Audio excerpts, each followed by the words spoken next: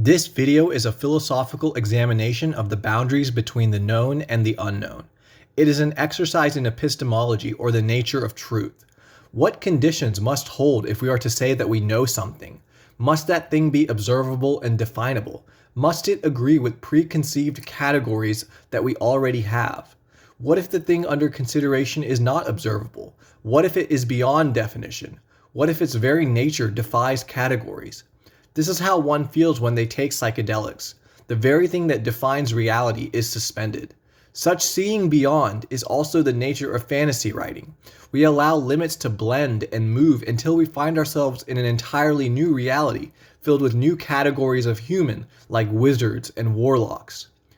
Finally, this is the realm we enter when we truly look into the nature of God. This is the strand of thought that we must take if we are to leave behind the world of religion and enter the world of spirituality. A God that is an object, a God that is observable, is not truly God.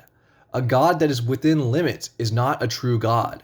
Finally, a God that is within categories, such as good and evil, reduces God, puts God into a box that God is fundamentally beyond.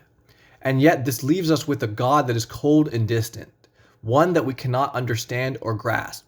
Such a God cannot influence the human being in any meaningful way.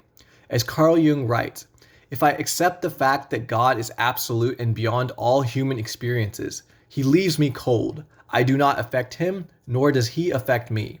But if I know that God is a powerful impulse in my soul, at once I must concern myself with him, for then can he become important.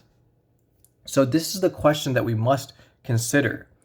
God, if God is beyond all knowledge, all knowing, any ability to define, then how can we act in the name of God? How can God even care about a world so small as planet Earth?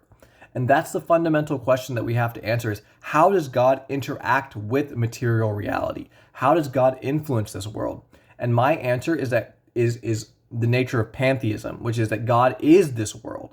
So God cannot help but interact with this world, because God's laws and also the exceptions to God's laws are intrinsic to the nature of reality. It cannot be any other way.